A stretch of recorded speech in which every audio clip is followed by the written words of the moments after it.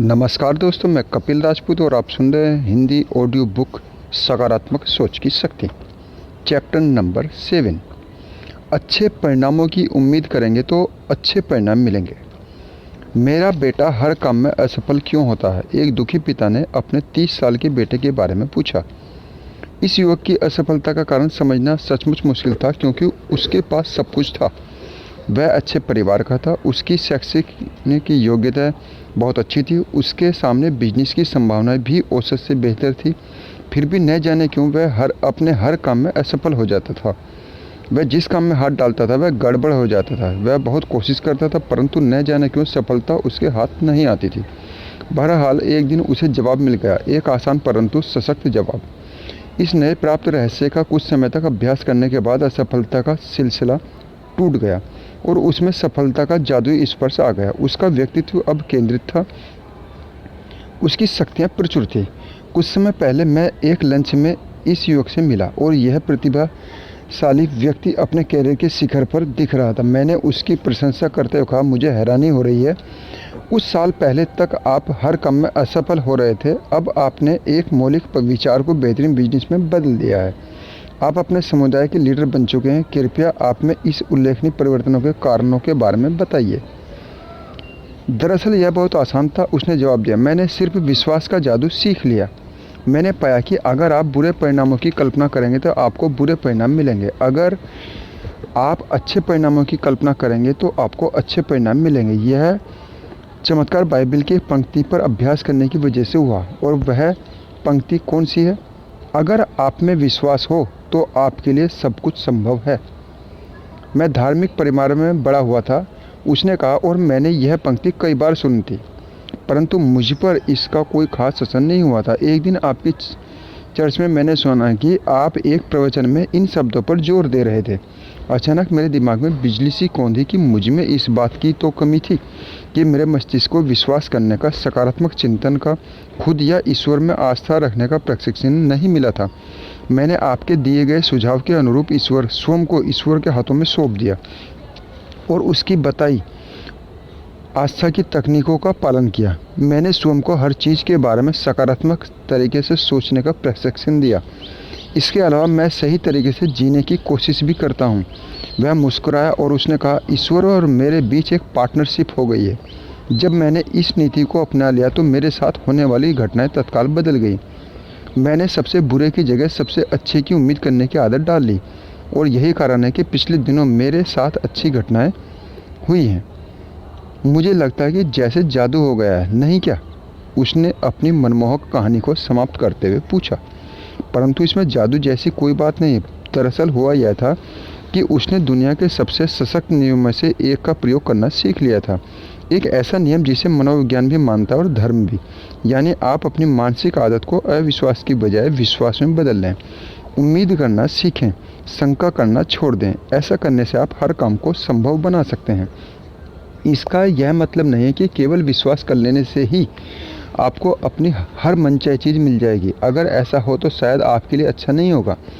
जब आप ईश्वर में विश्वास करते हैं तो वह आपके दिमाग को दिशा दिखाता है, ताकि आप उससे वह चीज़ न मांगे जो आपके लिए अच्छी न हो या जो ईश्वर की इच्छा के अनुरूप न हो। परंतु इसका निश्चित रूप से यह मतलब ज़रूर है कि जब आप विश्वास करना सीख जाते हैं तो जो काम असंभव लगता था वह सब संभावना के क्षेत्र में आ जाता है।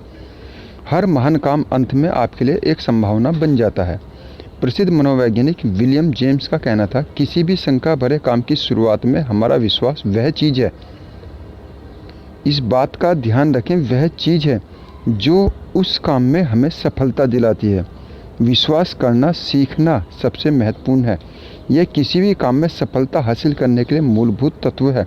जब आप सर्वश्रेष्ठ की उम्मीद करते हैं तो आप अपने मस्तिष्क में एक चुंबकीय शक्ति उत्पन्न करते हैं जो आकर्षण के नियम के अनुसार सर्वश्रेष्ठ को आपकी ओर आकर्षित करती है। परंतु अगर आप सबसे बुरे की आशा करते हैं तो आप अपने मस्तिष्क में विकर्षण की शक्ति को उत्पन्न करते हैं और जो सर्वश्रेष्ठ को आपसे दूर कर देती है।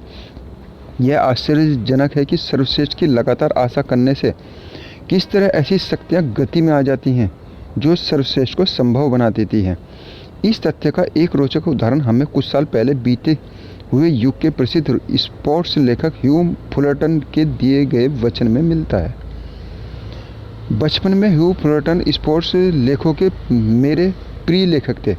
उनके लिखे एक लेख को मैं कभी नहीं भूल पाऊंगा, जो टेक्सास लीग के सैन एंटोनियो क्लब के मैनेजर जोस ओ रैली के बारे में था। ओ रैली के पास महान खिलाड़ी थे, जिनमें से 7 तो 300 से भी अधिक स्कोर कर चुके थे, और हर एक का विचार था कि उनकी टीम आसानी से चैंपियनशिप जीत जाएगी। परंतु क्लब ने खराब प्रदर्शन किया और वे शुरुआती 20 मैचों में से 17 मैच हार गए। खिलाड़ी हिट नहीं कर पा रहे थे और हर खिलाड़ी दूसरे खिलाड़ी को दोष देने में लगा था। डल्लास क्लब के साथ खेलते हुए, जो उस साल थोड़ी कमज़ोर टीम थी, केवल एक सैन एंटोनियो के खिलाड़ी को हिट मिली, और अजीब बात यह थी कि पिचर को मिली। और रैली की टीम उस दिन बुरी तरह हार गई। खेल के बाद क्लब हाउस में खिलाड़ी बहुत असंतुष्ट और हताश थे। जोस और रैली जानते थे कि उनके पास सितारों का जमावड़ा है, और वह यह भी जानते थे कि समस्या सिर्फ इतनी है कि उनकी सोच गलत थी। वे हिट मिलने की उम्मीद नहीं कर रहे थे, वे जीतने की उम्मीद नहीं कर रहे थे, वे हारने की उम्मीद कर रहे थे। वे जीत के बारे में नहीं बल्कि हार के बारे में सोच रहे थे। उनकी मानसिकता आशा की नहीं बल्कि शंका की थी। इस नकारात्मक मानसिक प्रक्रिया ने उन्हें रोक दिया, उनकी मांसपेशियों को कुंद कर दिया, उनकी टाइमिंग को गड़बड़ा दिया, और पूरी टीम में सहज शक्ति का मुक्त बहाव कहीं नहीं दिख रहा था। संयोग से उस समय स्लेटर नाम का एक धार्मिक संत उस इलाके में लोकप्रिय था। वह आस्था उपचारक होने का दावा करता था। स्पष्ट रूप से उसे आश्चर्यजनक परिणाम मिल रहे थे। भारी भीड़ उसे सुनने के लिए जाती थी, और लगभग हर व्यक्ति उसमें विश्वास करता था, शायद इसलिए कि वे लोग उसकी शक्ति में विश्वास करते थे। स्लेटर को इतने अच्छे परिणाम मिले। ओ रैली ने टीम के हर खिलाड़ी से कहा कि वे अपने सबसे अच्छे 2 बल्ले निकालकर उसे दे दें। फिर उसने सभी खिलाड़ियों से कहा कि वे लोग वहीं क्लब हाउस में बैठकर उसके लौटने का इंतजार करें। उसने बल्लों को गाड़ी में रखा और चला गया। 1 घंटे बाद वह खुशी से उछलता हुआ आया, और उसने खिलाड़ियों को बताया कि महान उपदेशक स्लेटर ने इन बल्लों को आशीर्वाद दे दिया है, और अब उन बल्लों में ऐसी आध्यात्मिक शक्ति आ गई है जिसके सहारे वे दुनिया की किसी भी टीम को हरा सकते हैं। खिलाड़ी यह सुनकर अचंभित हुए और खुश भी। अगले दिन उन्होंने डल्लास की टीम को बुरी तरह रोन डाला। उन्हें 37 बेस हिट और 20 रन मिले। इसके बाद उन्होंने अपना विजयी अभियान जारी रखते हुए हर टीम को हराया और चैंपियनशिप जीत ली। ह्यू फुलरटन ने कहा, वर्षों तक दक्षिण पश्चिम में खिलाड़ी इन स्लेटर बल्लों के लिए बड़ी कीमत देने के लिए तैयार थे। स्लेटर की व्यक्तिगत शक्ति के अलावा तथ्य यह था कि इन खिलाड़ियों के मस्तिष्क में एक ज़बरदस्त परिवर्तन हुआ था। उनका मानसिक रवैया पूरी तरह बदल गया। शंका के बजाय वे आशा और उम्मीद के संदर्भ में सोचने लगे। वे बुरे परिणामों की उम्मीद नहीं कर रहे थे, बल्कि वे अच्छे परिणामों की उम्मीद कर रहे थे। उन्हें अच्छे शॉट, बहुत सारे रन, जीत की उम्मीद थी, और उन्हें यही सब हासिल हुए। जो वे चाहते थे उसे हासिल करने की शक्ति उनके पास थी। बल्लों में भी कोई अंतर नहीं था। मैं इस बारे में विश्वास से कह सकता हूँ कि परंतु उन बल्लों का प्रयोग कर रहे लोगों के मस्तिष्क में निश्चित रूप से अंतर आ गया था। अब वे जानते थे कि वे हिट कर सकते थे। अब वे जानते थे कि वे रन बना सकते थे। अब वे जानते थे कि वे जीत सकते थे। एक नई सोच ने उन लोगों के मस्तिष्क को बदल दिया ताकि आस्था की रचनात्मक शक्ति कार्य कर सके। शायद आप जीवन के खेल में अच्छा प्रदर्शन नहीं कर रहे हों। शायद आप बैटिंग के लिए खड़े होते हैं और हिट नहीं कर पा रहे हों। आप बार बार बैटिंग करते हैं, परंतु आपका बैटिंग का औसत बहुत ही निराशाजनक है।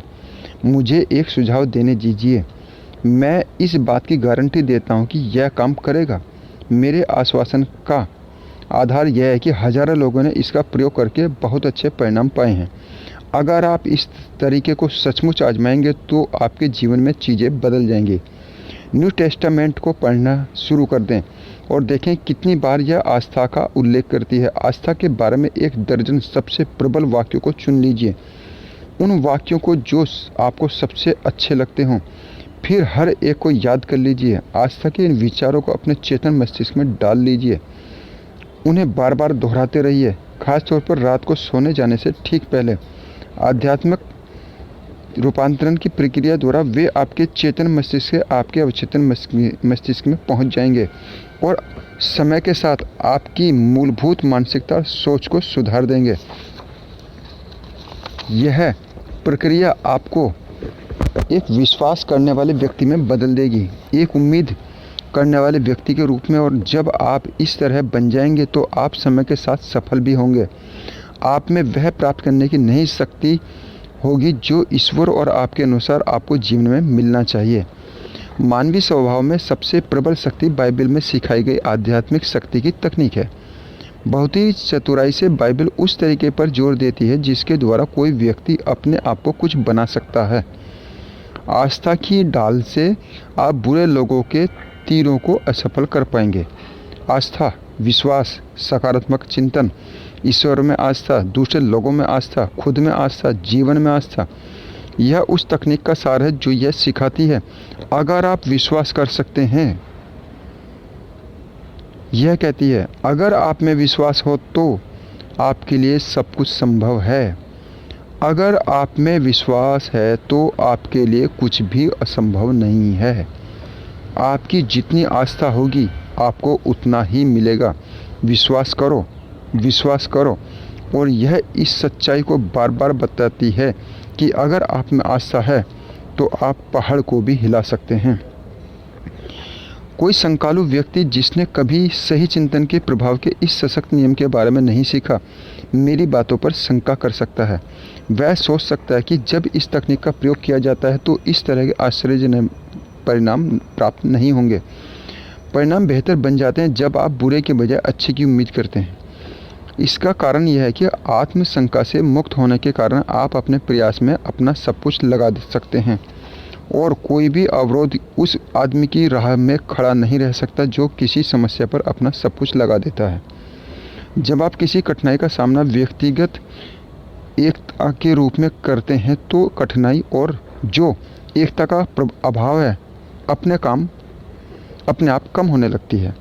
जब आपकी पूरी शक्तियों शारीरिक, मानसिक और आध्यात्मिक की पूरी एकाग्रता लग जाती है और उनका सही तरीके से प्रयोग किया जाता है तो इनके विरोध में कोई बाधा खड़ी नहीं रह सकती।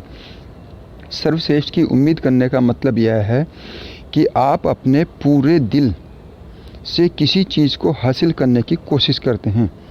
लोग जीवन में इसलिए असफल नहीं होते क्योंकि उनमें योग्यता की कमी होती है, बल्कि इसलिए असफल होते हैं क्योंकि वे पूरे दिल से काम नहीं करते। उन्हें पूरे दिल से सफलता की उम्मीद नहीं होती, इसमें उनका दिल नहीं लगता, जिसका मतलब है वे पूरी तरह से सफलता की उम्मीद नहीं करते।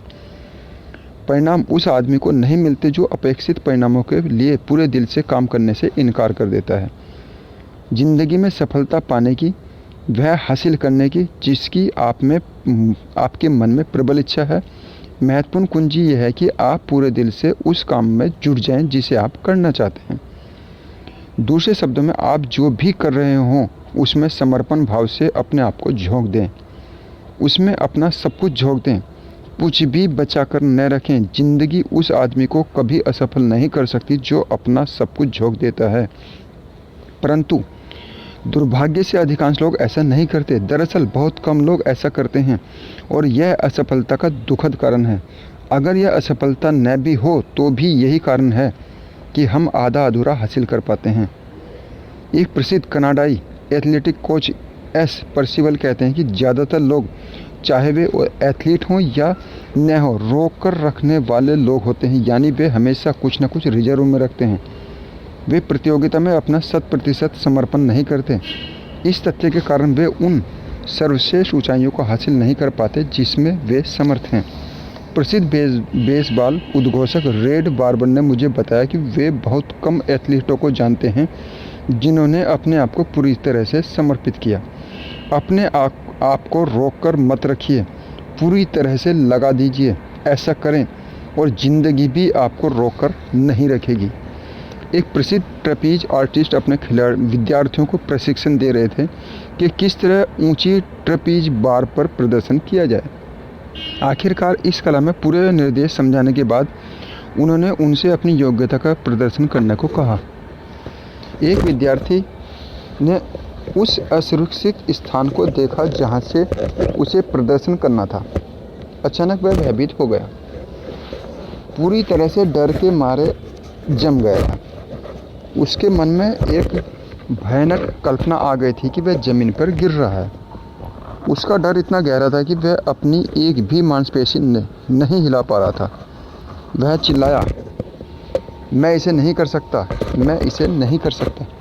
प्रशिक्षक ने उसके कंधे पर हाथ रखा कर कहा, बेटा तुम इसे कर सकते हो और मैं तुम्हें बताऊंगा कि तुम इसे किस तरह से कर सकते हो। फिर उसने एक ऐसा वाक्य कहा जो अत्यंत महत्वपूर्ण है। यह उन सबसे समझदारीपूर्ण वाक्यों में से एक है जो मैंने सुने हैं। उसने कहा, अपने दिल को बार के ऊपर फेंक दो और तुम्हारा शरीर उसका अनुसरण करेगा। इस एक वाक्य को नोट कर लें, इसे एक कार्ड पर लिख लें, अपनी जेब में रख लें, इसे अपनी डेस्क पर कांच के नीचे रख लें, इसे अपनी दीवार पर लगा लें, इसे अपनी सेविंग मिरर पर चिपका लें। इससे भी बेहतर आप इसे अपने दिमाग में लिख लें। अगर आप जीवन में सचमुच कुछ करना चाहते हैं, इस वाक्य में बहुत शक्ति भरी हुई है। अपने दिल को बार के ऊपर फेंक दो और तुम्हारा शरीर उसका अनुसरण करेगा। दिल रचनात्मक गतिविधि का प्रतीक है। अपने दिल में यह समा लीजिए कि आप कहाँ जाना चाहते हैं और आप क्या बनना चाहते हैं। इसे अपने अवचेतन में इतनी गहराई से समा लीजिए कि आप कभी नहीं का जवाब सुनने के लिए तैयार न हों। फिर आपका पूरा व्यक्तित्व आपके दिल का अनुसरण करेगा।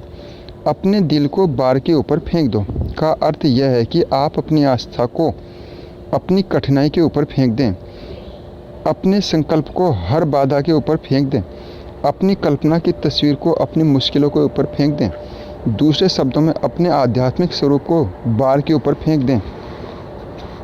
आपका भौतिक स्वरूप अनुसरण करेगा और आपको आस्था द्वारा प्रेरित मस्तिष्क के माध्यम से विजय दिलवाएगा। सबसे बुरे के बजाय सर्वश्रेष्ठ की उम्मीद करें और आप अपने दिल की इच्छा को हासिल कर लेंगे। आपके दिल में क्या है, अच्छा या बुरा, कमज़ोर या शक्तिशाली, वही अंत में आपके पास लौट कर आता है। इमर्सन ने कहा है, इस बारे में सावधान रहें कि आप क्या चाहते हैं, क्योंकि वह आपको मिल जाएगा। यह फिलॉसफी प्रैक्टिकल रूप से महत्वपूर्ण है। इस बात का उदाहरण एक महिला के अनुभव से मिल जाएगा जिसका मैंने कई वर्ष पहले इंटरव्यू लिया था। उसने मुझसे मिलने के लिए मेरे ऑफिस में 2 बजे का अपॉइंटमेंट लिया था। उस दिन बहुत व्यस्त होने के कारण मैं थोड़ा लेट हो गया और 2:05 पर मीटिंग रूम में पहुंचा, जहां वह मेरा इंतज़ार कर रही थी। यह स्पष्ट था कि वह नाखुश थी क्योंकि उसके होंठ भीजे हुए थे। 2:05 हो चुके हैं जबकि हमारा अपॉइंटमेंट 2 बजे का था। उसने कहा, मैं हमेशा समय की पाबंदी को पसंद करती हूँ। मैं हमेशा समय का पाबंद होने में विश्वास करता हूँ और मुझे आशा है कि आप इस टाली न जा सकने वाली देरी के लिए मुझे माफ़ कर देंगे। मैंने मुस्कुराते हुए कहा, परंतु वह मुस्कुराने के मूड में नहीं थी। उसने कड़क अंदाज में कहा, मुझे आपसे एक बहुत महत्वपूर्ण समस्या पर चर्चा करना है। मुझे जवाब चाहिए और मैं आपसे यह जवाब देने की उम्मीद करती हूँ। फिर उसने मुझ पर अपना अगला वाक्य दागा, मैं आपसे सीधे सीधे यह कहना चाहती हूँ कि मैं शादी करना चाहती हूँ। मैंने जवाब दिया, यह बहुत ही सामान्य इच्छा है और मैं इसमें आपकी मदद करना चाहूँगा। मैं जानना चाहती हूँ कि मेरी शादी क्यों नहीं हो रही है। उसने आगे कहा, हर बार जब भी मेरी किसी आदमी से दोस्ती होती थी तो कुछ समय बाद वह तस्वीर से बाहर चला जाता है और मेरे हाथ से शादी का अवसर निकल जाता है। और उसने खुलेपन से बोलते हुए कहा, मेरी उम्र बढ़ती जा रही है। आप लोगों का अध्ययन करने के लिए व्यक्तिगत समस्या क्लिनिक चलाते हैं और आपको कुछ अनुभव है। मैं सीधे से आपके सामने अपनी समस्या रख रही हूँ। मुझे बताएं, मैं शादी क्यों नहीं कर पा रही हूँ। मैंने उसकी तरफ देखा और उसका अध्ययन किया कि क्या वह उस तरह की महिला है जिससे मैं साफ साफ बात कर सकूं, क्योंकि अगर वह सचमुच जवाब चाहती थी तो कुछ बातें कहना जरूरी थी। अंततः मैंने निर्णय लिया कि उसमें इतनी क्षमता थी कि वह उस दवा को गटक लेगी जिसे देना जरूरी था ताकि वह अपने व्यक्तित्व की कठिनाइयों को सुधार सके।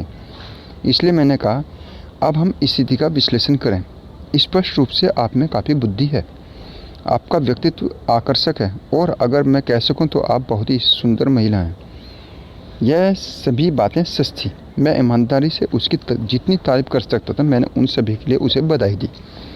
परंतु फिर मैंने कहा, मैं सोचता हूं कि मैं आपकी कठिनाई को जान गया हूं और वह यह है, आपने मुझे आड़े हाथों लिया क्योंकि मैं अपॉइंटमेंट के लिए 5 मिनट लेट हो गया था। आपने मेरी गलती को कुछ ज़्यादा ही गंभीरता से लिया। क्या आपको कभी यह लगा कि आपका नज़रिया एक बड़ी गंभीर गलती दर्शाता है? मुझे लगता है कि अगर आप हमेशा अपने पति के साथ इतनी सख्ती से पेश आएंगी तो उसके सामने बहुत मुश्किलें आएंगी। सच तो यह है कि आप उस पर इतनी हावी हो जाएंगे कि अगर आपकी शादी हो भी जाए तो भी आपका वैवाहिक जीवन बहुत दुखमय रहेगा। प्रेम शक्ति में नहीं रह सकता। फिर मैंने कहा, आपने अपने होठों को भींचने की आदत है जो दबंग व्यक्तित्व का सूचक है। मैं आपको बता दूं, औसत पुरुष यह नहीं चाहता कि उसकी पत्नी उस पर हावी हो जाए, कम से कम तब जब उसे यह बात पता हो। फिर मैंने आगे कहा, मुझे लगता है कि अगर आप अपने चेहरे की इन सख्त लाइनों को हटा दें तो आप बहुत ही आकर्षक महिला बन जाएंगी। आपके अंदर थोड़ी नरमी होनी चाहिए, थोड़ी सी कोमलता, और यह लाइनें इतनी सख्त हैं कि यह नरम नहीं हो सकती। फिर मैंने उसकी ड्रेस को देखा जो स्पष्ट रूप से बहुत महंगी थी, परंतु वह उस पर जम नहीं रही थी। मैंने कहा, यह मेरे क्षेत्र में तो नहीं आता और मुझे आशा है कि आप इस बात को अन्यथा नहीं लेंगी, परंतु शायद आपको इस ड्रेस को थोड़ा ढीला पहनना चाहिए। मैं जानता था कि मेरा वर्णन थोड़ा अजीब था, परंतु उसने इस बात को हंसकर लिया और वह ज़ोर से हंसी। उसने कहा, आप स्टाइल वाली शब्दावली का प्रयोग तो नहीं कर रहे हैं, परंतु मैं आपकी बात समझ गई हूँ। फिर मैंने सुझाव दिया, शायद आपको अपनी हेयर स्टाइल बदलने की भी आवश्यकता है। आपके बाल थोड़े ज़्यादा ही तैरते हुए हैं। फिर आप थोड़ा सा परफ्यूम भी इस्तेमाल कर लें तो बेहतर होगा, बस थोड़ा सा। परंतु सचमुच महत्वपूर्ण चीज़ है एक नज़रिया विकसित करना जो आपके चेहरे की लाइनों को बदल दे और आपको अवर्णनीय गुण दे जिसे आध्यात्मिक सुख के नाम से जाना जाता है। मुझे विश्वास है कि यह आप में आकर्षण और सुंदरता उत्पन्न कर देगा। वह जोर से बोली, मुझे किसी पादरी के ऑफिस में इस तरह की सलाह की उम्मीद कभी नहीं थी। नहीं, मैंने हंसते हुए कहा, मुझे लगता है कि आप सही हैं, परंतु आजकल हमें मानवीय समस्याओं के पूरे क्षेत्र को देखना होता है। फिर मैंने इसे ओहियो वेस्लेयन यूनिवर्सिटी के अपने पुराने प्रोफेसर के बारे में बताया जिसका नाम रॉली वॉकर था, जिन्होंने कहा था ईश्वर एक ब्यूटी पार्लर चलाता है। वे बताते थे कि कुछ लड़कियां जब कॉलेज आती हैं तो वे बहुत सुंदर हुआ करती हैं, परंतु जब वे 30 साल बाद उस कैंपस में दोबारा विजिट पर आती हैं तो उनकी सुंदरता गायब हो चुकी होती है। उनकी जवानी की चांदनी और गुलाब का सौंदर्य टिक नहीं पाता। दूसरी तरफ कुछ लड़कियां जब कॉलेज आती हैं तो वे बहुत साधारण होती हैं, परंतु जब वे 30 साल बाद लौटती हैं तो वे सुंदर महिलाएं होती हैं। किस चीज़ से यह फ़र्क पड़ता है? उसने पूछा। बाद वाली महिलाओं के चेहरे पर आंतरिक आध्यात्मिक जीवन का सौंदर्य स्पष्ट रूप से लिखा होता है। फिर उसने जोड़ा, ईश्वर एक ब्यूटी पार्लर चलाता है। इस युवा महिला ने कुछ मिनट बाद मेरी बातों के बारे में सोचा और फिर कहा, आपने जो कहा उसमें काफ़ी सच्चाई है, मैं इसे आजमा कर देखूँगी। यहाँ पर उसका दृढ़ व्यक्तित्व काम आया क्योंकि उसने सचमुच इसे आजमा कर देखा। इस घटना को कई साल हो चुके थे और मैं उसे भूल चुका था। फिर एक शहर में भाषण देने के बाद मेरे पास एक सुंदर महिला एक आकर्षक पुरुष और 10 साल के बच्चे के साथ मेरे पास आई। महिला ने मुस्कुराते हुए पूछा, आपको मेरी ड्रेस कैसी लग रही है? आपकी ड्रेस? मैंने आश्चर्य से पूछा। मेरी ड्रेस? उसने कहा, क्या यह थोड़ी ढीली है? अचरज से मैंने कहा, हाँ, मैं सोचता हूँ कि यह काफ़ी बढ़िया है, परंतु आप यह मुझसे क्यों पूछ रही हैं? क्या आप मुझे पहचान नहीं पाए? उसने पूछा। मैं अपने जीवन में बहुत सारे लोगों से मिल चुका हूँ। मैंने कहा, मैं वैसे सच कहूँ तो मुझे नहीं लगता कि मैं आपसे कभी पहले मिला हूँ। इस पर उसने मुझे वर्षों पहले की हमारी चर्चा की याद दिलाई जिसका वर्णन मैंने किया है। मेरे पति और बच्चे से मिले। आपने मेरे बारे में जो कहा था वह पूरी तरह सच था, उसने गंभीरता से कहा। जब मैं आपसे मिलने आई थी तो मैं बहुत ही कुंठित और दुखी रहा करती थी, परंतु मैंने आपके द्वारा सुझाए सिद्धांतों पर अमल किया और मैंने सचमुच ऐसा किया और इन्होंने जादू कर दिया। फिर उसके पति ने कहा, दुनिया में मेरी से ज़्यादा अच्छी महिला कोई हो ही नहीं सकती और मुझे कहना होगा कि मैरी को देखकर मुझे इस बात का यकीन हो गया। यह स्पष्ट था कि वह ईश्वर के ब्यूटी पार्लर में जा चुकी थी। न सिर्फ उसने आंतरिक आत्मा में थोड़ी सी नरमी और परिपक्वता का अनुभव किया, बल्कि उसने अपने अंदर मौजूद इन एक महान गुण का उचित उपयोग किया, यानी वह पाने की प्रबल इच्छा शक्ति जो वह चाहती थी। उसने इससे वह उस बिंदु पर आ गई जहाँ वह अपने आप को इसलिए बदलने की इच्छुक थी ताकि उसके सपने सच हो सकें। उसमें वह मानसिक गुण था जिसके द्वारा वह अपने आप को संभाल सकती थी। और उसने आध्यात्मिक तकनीकों का इस्तेमाल किया। उसमें गहरी और सीधी सादी आस्था थी कि वह दिल से जो चाहती थी उसे उचित रचनात्मक और सकारात्मक तरीके से हासिल किया जा सकता था। तो फार्मूला यह है कि आप पहले तो यह जान लीजिए कि आप क्या चाहते हैं, फिर इसकी जांच कीजिए कि यह सही चीज़ है। उसके बाद अपने आप को इस तरीके से बदलिए कि वह स्वाभाविक रूप से आपके पास आए और आप हमेशा आस्था रखिए। विश्वास की रचनात्मक शक्ति द्वारा आप उन परिस्थितियों को प्रेरित करते हैं जो आपकी इच्छा को पूरी करने से संबंधित घटनाओं को जन्म देती है। आधुनिक चिंतन के विद्यार्थी अधिकाधिक महसूस कर रहे हैं कि ईसा मसीह के विचारों इस शिक्षा का व्यवहारिक मूल्य है, खासतौर पर इस तरह का सिद्धांतों का। आपकी जितनी आस्था होगी आपको उतना ही मिलेगा। आपकी अपने आप में, अपने काम में, ईश्वर में जितनी आस्था होगी अब आप उतने ही आगे तक जा पाएंगे, उससे आगे नहीं। अगर आपको अपने काम में, अपने आप में और पूरे देश में मौजूद अवसरों में विश्वास है, और अगर आपको ईश्वर में विश्वास है, और अगर आप कड़ी मेहनत करते हैं, सीखते हैं और अपने आप को उसमें झोंक देते हैं, दूसरे शब्दों में अगर आप अपने दिल को बार के ऊपर फेंक देते हैं, तो आप अपने आप को उस ऊंचे स्थान पर ले जा सकते हैं जो आप अपने जीवन, अपनी सेवा, अपनी उपलब्धि की दृष्टि से चाहते हैं।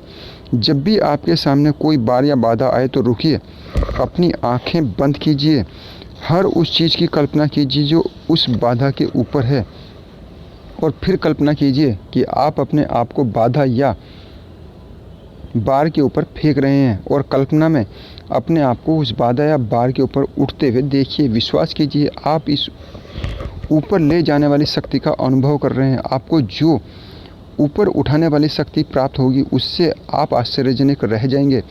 अगर आपके मस्तिष्क की गहराई में आप सर्वश्रेष्ठ की कल्पना करते हैं और आस्था और ऊर्जा की शक्तियों का प्रयोग करते हैं तो आपको सर्वश्रेष्ठ ही मिलेगा।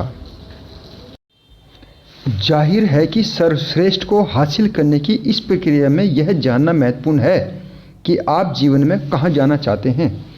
आप अपने लक्ष्य तक तभी पहुँच सकते हैं, अपने सपनों को तभी सच कर सकते हैं, वहाँ तक तभी पहुँच सकते हैं जहाँ आप जाना चाहते हैं, जब आपको यह मालूम हो कि आपका लक्ष्य क्या है।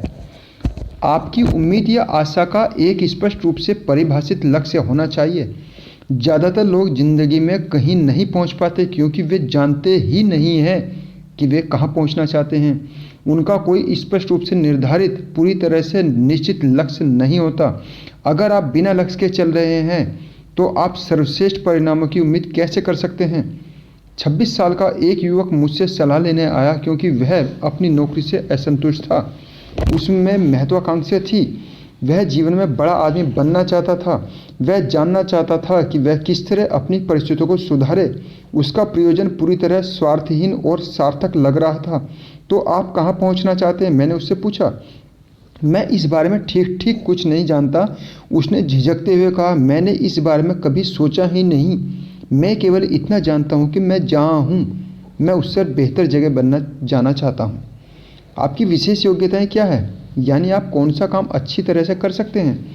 मुझे नहीं पता, उसने जवाब दिया। मैंने इस बारे में भी कभी नहीं सोचा, परंतु अगर आपको विकल्प दिया जाए कि आप जीवन में क्या करना चाहेंगे, आप अपने जीवन में सचमुच क्या करना चाहते हैं, मैंने जोर देकर कहा। मैं इस बारे में कुछ नहीं कह सकता, उसने अनमने ढंग से जवाब दिया। मैं सचमुच नहीं जानता कि मैं क्या करना चाहता हूँ। मैंने इस बारे में कभी नहीं सोचा। मुझे लगता है कि मुझे इस बारे में भी सोचना पड़ेगा। देखिए, मैंने कहा, जहाँ आप हैं वहाँ से आप कहीं और जाना चाहते हैं, परंतु आप यह नहीं जानते कि आप कहाँ जाना चाहते हैं। आप यह नहीं जानते कि आप क्या कर सकते हैं या आप क्या करना चाहते हैं। मेरे ख्याल से आपको कहीं भी जाने से पहले अपने विचारों को क्रमबद्ध करना होगा और इस बारे में पूरी तरह से विचार करना होगा। कई लोग इसी कारण असफल हो जाते हैं। वे सिर्फ इसलिए अपनी मंजिल तक नहीं पहुंच पाते क्योंकि उनके दिमाग में केवल एक धुंधला विचार होता है कि वे कहां जाना चाहते हैं या वे क्या करना चाहते हैं। निश्चित लक्ष्य के बिना निश्चित जगह पर नहीं पहुंचा जा सकता। हमने इस विस्तृत विश्लेषण किया इस युवक की क्षमताओं की जांच की और उसके व्यक्तित्व में कुछ ऐसी विशेषताएं पाई जिनके अस्तित्व के बारे में वह अनजान था, परंतु उसे आगे बढ़ाने के लिए कोई प्रेरक शक्ति प्रदान करना आवश्यक था। इसलिए हमने उसे व्यवहारिक आस्था की तकनीकें सिखाई। आज वह उपलब्धि की राह पर है। अब वह जानता है कि वह कहाँ जाना चाहता है और वहाँ कैसे पहुँचा जाता है। वह जानता है कि सर्वश्रेष्ठ क्या है और वह उसे हासिल करने की उम्मीद करता है और वह ऐसा कर लेगा।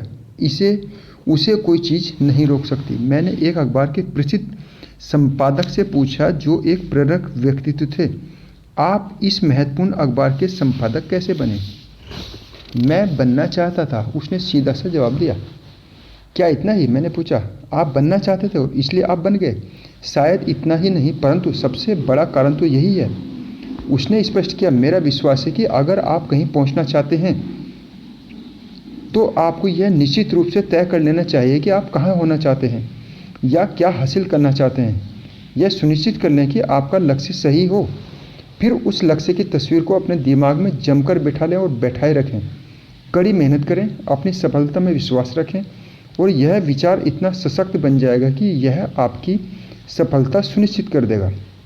एक गहन प्रवृत्ति है, उसने घोषणा की कि आपका मस्तिष्क जो तस्वीर देखता है आप वही बन जाते हैं, बशर्ते आप इस मानसिक तस्वीर को प्रबलता से देखें और आपका लक्ष्य दमदार हो।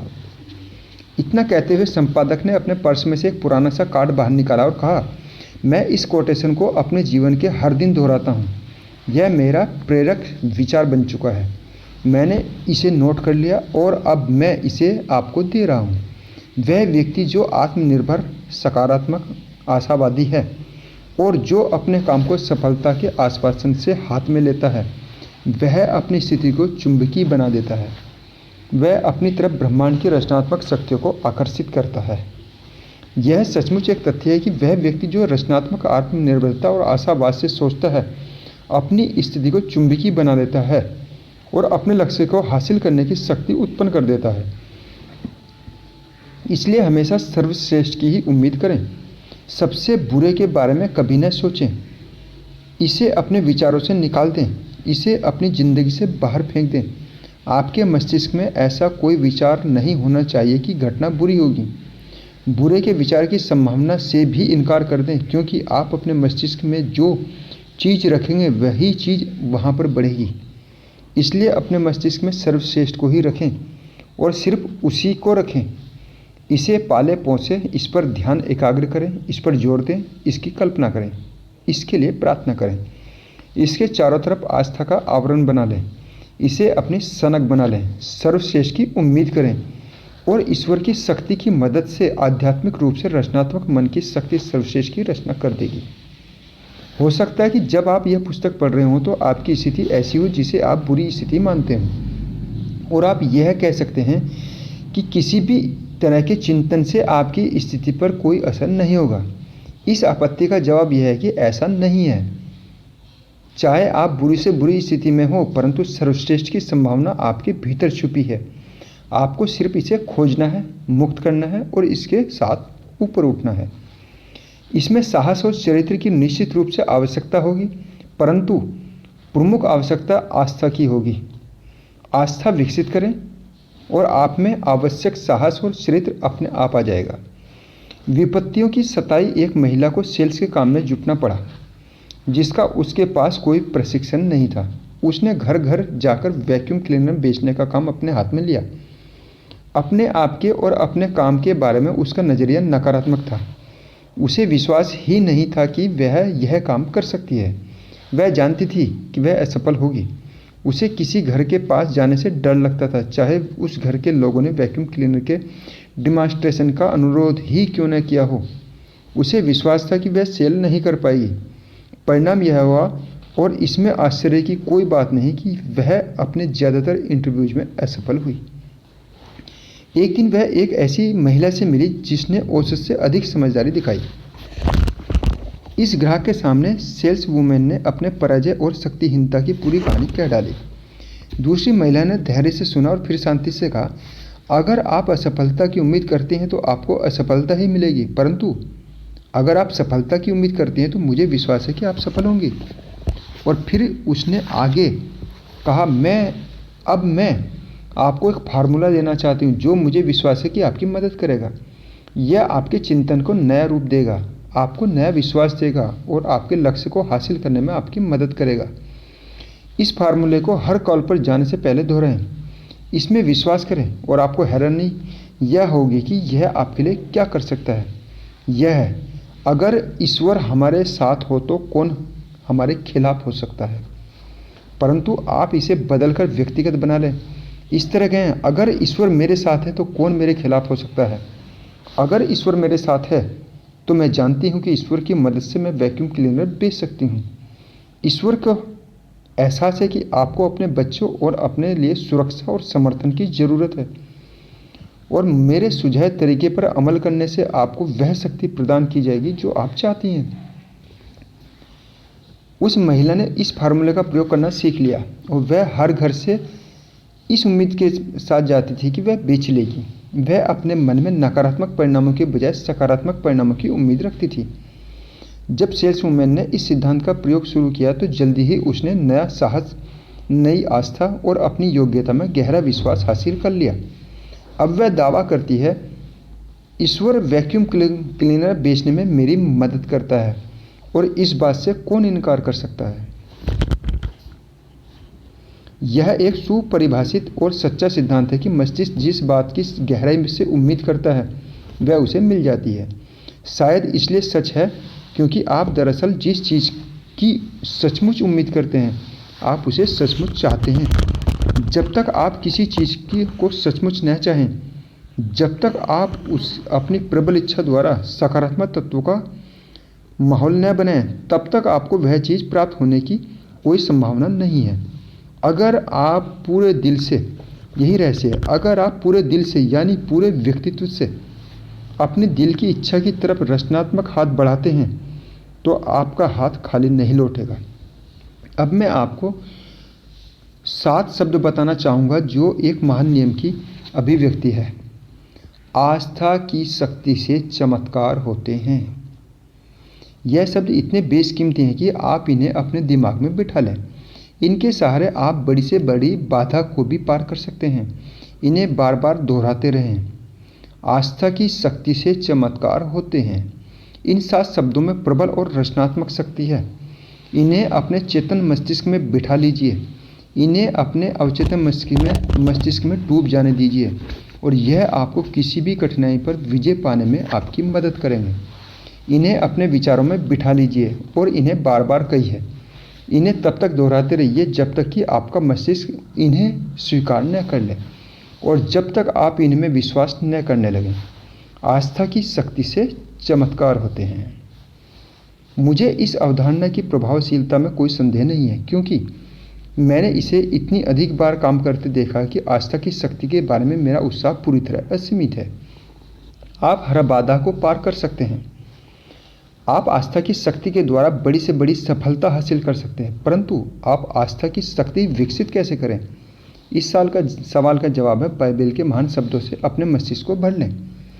अगर आप हर दिन 1 घंटा बाइबल पढ़ें, इसके महान शब्दों को याद कर लें और इन्हें अपने व्यक्तित्व के पुनर्निर्माण की अनुमति दें, तो आप में और आपके अनुभव में जो परिवर्तन होगा वह किसी चमत्कार से कम नहीं होगा। बाइबल का केवल एक ही खंड आपके लिए यह काम कर सकता है। मार्क का 11वां अध्याय ही पर्याप्त है। आपको यह रहस्य इन शब्दों में मिलेगा और यह इस पुस्तक के महानतम फार्मूलों में से एक है। ईश्वर में आस्था रखो। मैं आपसे सच कहता हूँ कि जो भी इस पहाड़ से यह कहेगा तुम अलग हट जाओ और समुद्र में डूब जाओ, यानी कि आंखों से ओझील हो जाओ, समुद्र में डूबने वाली हर चीज़ हमेशा के लिए गायब हो जाती है। टाइटैनिक समुद्र की तलहटी में पड़ा हुआ है। समुद्र की तलहटी जहाज़ों से भरी पड़ी है। अपनी बाधा को, जिसे पहाड़ कहा गया है, समुद्र में डुबा दो और उसके दिल में इस पर संदेह नहीं होगा। यहाँ पर दिल शब्द का प्रयोग क्यों किया गया है? क्योंकि यहाँ यह बताया गया है कि आप अवचेतन मन में भी इस बात पर शंका न करें जो आपके सबसे अंदर का हिस्सा है। यह चेतन मस्तिष्क में संदेह की तरह सतही नहीं है जो सामान्य और बुद्धिमत्तापूर्ण प्रश्न करती है। यह गहरी मूलभूत शंका है जिससे बचना चाहिए, बल्कि वह विश्वास होगा कि वह जो कहेगा वही होगा, तो सचमुच वह जो कहेगा उसे वही मिलेगा। कुछ लोगों के साथ महान चीज़ें नहीं होती। इसका कारण यह है कि वे लोग आस्था की शक्ति के प्रयोग में निश्चित नहीं होते। हमसे कहा गया है, जो भी इस पहाड़ से यह कहेगा, यानी कि आप अपने प्रयासों को अपनी सारी मुश्किलों की पर्वत श्रृंखला पर न लगाएं, बल्कि एक समय में एक चीज़ पर हमला करें जो आपको उस समय परास्त कर रही है। निश्चिंत रहे, एक एक करके समस्याओं को दूर करें। अगर आप कुछ पाना चाहते हैं तो आपको इसे कैसे हासिल करना चाहिए? सबसे पहले तो आप खुद से यह पूछें, क्या मुझे यह पाना चाहिए? ईमानदारी से इस प्रश्न को अपनी प्रार्थना में दोहराइए और पूछिए कि आपको सचमुच यह पाना चाहिए या नहीं। अगर आपका जवाब हाँ में है तो फिर ईश्वर से इस चीज़ को मांगने में झिझकिए नहीं। और अगर ईश्वर को, जिसमें आपसे ज़्यादा बुद्धि है, यह लगेगा कि आपको यह नहीं मिलना चाहिए, तो भी आप चिंता न करें, वह आपको वह चीज़ नहीं देगा। परंतु अगर आपके द्वारा मांगी जाने वाली चीज़ सही है तो उसे मांगने में झिझके नहीं। और जब आप मांगें तो अपने दिल में शंका न रखें, कोई निश्चित वस्तु मांगे। इस नियम की सत्यता के बारे में मेरे मित्र ने मुझे बताया, जो मिड वेस्टर्न बिजनेस में है। वह एक हट्टा काटा, बहिर्मुखी और मिलनसार प्रेमी व्यक्ति है जो एक सच्चा ईसाई है। वह अपने राज्य में सबसे बड़ी बाइबल क्लास चलाता है। जिससे कस्बे में वह रहता है, वह वहाँ का लीडर है। वह एक प्लांट का प्रमुख है जिसमें 40,000 लोग काम करते हैं। उसके ऑफिस की मेज धार्मिक साहित्य से भरी पड़ी है। मेरे कुछ प्रवचन और पैम्पलेट भी उसके पास रखे हुए हैं। उसके प्लांट में, जो अमेरिका के सबसे बड़े प्लांटों में से एक है, वह रेफ्रिजरेटर बनाता है। वह सच्चे दिल का अनगढ़ व्यक्ति है जिसमें आस्था की शक्ति है। उसे विश्वास है कि ईश्वर उसके ऑफिस में उसके साथ है। मेरे मित्र ने कहा, बड़ी आस्था के उपदेश दीजिए, न कि छोटी और जरा से में बह जाने वाली कमज़ोर आस्था का। यह मत डरिए कि आस्था वैज्ञानिक नहीं होती। मैं एक वैज्ञानिक हूँ, उसने कहा। मैं अपने बिजनेस में हर दिन विज्ञान का प्रयोग करता हूँ और मैं हर दिन बाइबल का प्रयोग करता हूँ। बाइबल काम करेगी, बाइबल की हर चीज़ काम करती है, बशर्ते आपको इसमें विश्वास हो। जब उसे इस प्लांट के जनरल मैनेजर बनाया गया तो कस्बे में लोग कहने लगे, अब मिस्टर जनरल मैनेजर बन गए तो हम सबको काम पर बाइबल लेकर जाना पड़ेगा। कुछ दिनों के बाद उसने अपने ऑफिस में उन लोगों को बुलाया जो इस तरह की बातें कह रहे थे।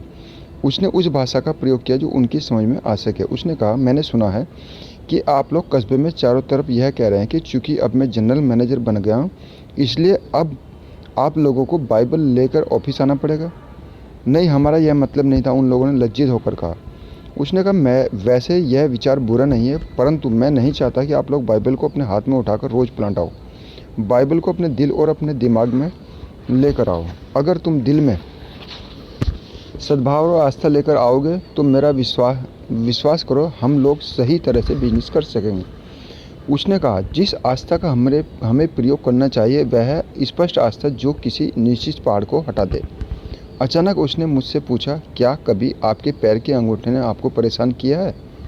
मैं इस सवाल से थोड़ा हैरान हुआ, परंतु इसके पहले कि मैं जवाब दे पाऊँ, उसने कहा, मेरा एक अंगूठा मुझे परेशान किए हुए था और मैं इसे लेकर इस शहर के डॉक्टरों के पास गया। वे अच्छे डॉक्टर थे और उन्होंने कहा कि मेरे अंगूठे में उन्हें कोई गड़बड़ दिखाई नहीं दे रही थी, परंतु वे गलत थे क्योंकि यह दर्द कर रहा था। इसलिए मैं बाजार गया और एनाटॉमी की एक पुस्तक ले आया और अंगूठे के बारे में पढ़ा। यह दरअसल एक आसान सी संरचना है। इसमें कुछ मांसपेशियों और लिगामेंट्स और हड्डियों के ढांचे के अलावा कुछ नहीं है। ऐसा लग रहा था जैसे कोई भी आदमी जिसे अंगूठे के बारे में जरा भी ज्ञान होगा इसे ठीक कर सकता है, परंतु मैं किसी तरह उस अंगूठे को ठीक नहीं कर पाया और यह हर समय दर्द करता रहा। तो मैं एक दिन बैठा और मैंने उस अंगूठे की तरफ देखा। फिर मैंने कहा, ईश्वर, मैं इस अंगूठे को सीधे तुम्हारे प्लांट में भेज रहा हूँ। तुमने इस अंगूठे को बनाया है। मैं रेफ्रिजरेटर बनाता हूँ और मैं रेफ्रिजरेटर के बारे में सब कुछ जानता हूँ जो जानने लायक है। जब हम रेफ्रिजरेटर बेचते हैं तो हम ग्राहक को सेवा की गारंटी देते हैं। अगर रेफ्रिजरेटर सही तरीके से काम नहीं करता और अगर हमारे सर्विस एजेंट इसे ठीक नहीं कर पाते तो वे उसे सीधे प्लांट में वापस ले आते हैं और हम उसे ठीक करते हैं क्योंकि हम जानते हैं कि उसे कैसे ठीक किया जाता है। इसलिए मैंने कहा, ईश्वर, तुमने इस अंगूठे को बनाया है, तुमने इसका निर्माण किया है, और तुम्हारे सर्विस एजेंट यानी कि डॉक्टर को यह पता नहीं है कि इसे कैसे ठीक किया जाए। अगर आप बुरा न माने ईश्वर, तो मैं चाहूँगा कि आप इसे जल्दी से जल्दी ठीक कर दें, क्योंकि यह मुझे बहुत कष्ट दे रहा है। अब अंगूठा कैसा है, मैंने पूछा। बिल्कुल ठीक, उसने जवाब दिया। शायद यह मूर्खतापूर्ण कहानी है। और जब उसने मुझे यह सुनाई तो मैं हंसा, परंतु मैं रोया भी, क्योंकि मैंने उस आदमी के चेहरे पर अद्भुत भाव देखा जब उसने मुझे इस निश्चित प्रार्थना की घटना सुनाई। निश्चित रहें, ईश्वर से कोई भी चीज़ सही चीज़ मांगे, परंतु छोटे बच्चे की तरह शंका न करें। शंका से शक्ति का प्रवाह रुक जाता है, आस्था इसे खोल देती है। आस्था की शक्ति इतनी अधिक है कि ऐसा कुछ भी नहीं है जो सर्वशक्तिमान ईश्वर हमारे लिए न कर सके, हमारे साथ न कर सकें और हमारे द्वारा न कर सकें। अगर हम उसे अपनी शक्ति अपने मस्तिष्क में प्रवाहित होने करने दें तो इन शब्दों को अपनी जीभ के चारों तरफ लपेट लें। उन्हें बार बार दोहराते रहें जब तक कि वे आपके मस्तिष्क में भीतर तक न प्रवेश कर जाएं, जब तक कि वे आपके दिल में गहराई तक न उतर जाएं, जब तक कि वे आपके सबसे अंदरूनी स्थान में प्रबलता से न जम जाएं। जो भी इस पहाड़ से यह कहेगा कि तुम हट जाओ और समुद्र में डूब जाओ, और उसके दिल में इस पर संदेह नहीं होगा, बल्कि यह विश्वास होगा कि वह जो कहेगा वही होगा, तो सचमुच वह जो कहेगा उसे वही मिलेगा। मैंने इन सिद्धांतों का सुझाव कुछ महीने पहले अपने एक पुराने मित्र को दिया जो हमेशा बुरे की आशा करता है। हमारी चर्चा के समय तक मैंने उसे कभी यह कहते नहीं सुना कि चीज़ें या घटनाएं अच्छी ही होंगी। वह हर प्रोजेक्ट या समस्या के बारे में नकारात्मक नज़रिया ही रखता था। उसने इस अध्याय में बताए गए सिद्धांतों के बारे में प्रबल अविश्वास व्यक्त किया और यह प्रस्ताव किया कि वह मुझे गलत साबित करने के लिए उनका परीक्षण करने के लिए तैयार है। वह एक ईमानदार आदमी है और उसने इन सिद्धांतों को विभिन्न मामलों में पूरे विश्वास से आजमाया और सचमुच एक स्कोर कार्ड रखा। उसने 6 महीनों तक ऐसा किया। उसके बाद उसने मुझे यह जानकारी दी कि 85% मामले संतोषजनक ढंग से हल हो गए थे। मुझे अब विश्वास है, उसने कहा। हालांकि मुझे यह विश्वास संभव नहीं लगता था, परंतु यह एक तथ्य है कि अगर आप सर्वश्रेष्ठ की उम्मीद करते हैं तो आपको ऐसी कोई अजीब सी शक्ति मिल जाती है जिसके द्वारा आप उन परिस्थितियों का निर्माण कर लेते हैं जिनके द्वारा अपेक्षित परिणाम मिलते हैं। आज से मैं अपने मानसिक नज़रिए को बदल रहा हूँ और मैं बुरे के बजाय सर्वश्रेष्ठ की उम्मीद करूँगा। मेरे परीक्षण ने यह साबित किया है कि यह सिद्धांत नहीं है, बल्कि जीवन की स्थितियों का सामना करने का वैज्ञानिक तरीका है। मैं इसमें यह जोड़ना चाहूँगा कि उसने जो ऊंचा प्रतिशत हासिल किया था उसे भी अभ्यास द्वारा बढ़ाया जा सकता है। उम्मीद करने की कला का भी अभ्यास उतना ही आवश्यक है जितना कि किसी संगीत के यंत्र के साथ या गोल्फ के क्लब के साथ। कोई भी गहन, सतत और बुद्धिमत्तापूर्ण अभ्यास के बिना इस कला में पारंगत नहीं हुआ है। यह भी ध्यान रखना चाहिए कि शुरुआत में मेरे मित्र की मानसिकता शंका की मानसिकता थी, जिस वजह से उसके शुरुआती परिणामों पर बुरा असर हुआ होगा। हर दिन जब आप जीवन की समस्याओं का सामना करें तो मैं यह आपको कहने का सुझाव देता हूं कि मुझे विश्वास है कि ईश्वर मुझे वह हासिल करने की शक्ति देता है जो मैं सचमुच चाहता हूं। कभी बुरे का परिणामों का जिक्र न करें, उनके बारे में न सोचें, उन्हें अपने दिमाग से निकाल दें। हर दिन कम से कम 10 बार सोचें, मैं सर्वश्रेष्ठ परिणामों की उम्मीद करता हूं और ईश्वर की मदद से मैं उन्हें हासिल कर लूँगा। ऐसा करने से आपके विचार सर्वश्रेष्ठ की ओर मुड़ जाएंगे और इसकी प्राप्ति के लिए तैयार हो जाएंगे। इस अभ्यास से आपकी सारी शक्तियाँ सर्वश्रेष्ठ को हासिल करने के लिए सक्रिय हो जाएंगी, फिर आपको सर्वश्रेष्ठ परिणाम मिल जाएंगे। मैं कपिल राजपूत और आप सुन रहे हैं हिंदी ऑडियो बुक सकारात्मक सोच की शक्ति। आपको ये चैप्टर कैसा लगा? अच्छा लगा आप लाइक कर सकते हैं, और यदि आपने चैनल को सब्सक्राइब नहीं किया तो आप सब्सक्राइब कर सकते हैं। आपने मुझे सुना, उसके लिए बहुत बहुत धन्यवाद। Thank you.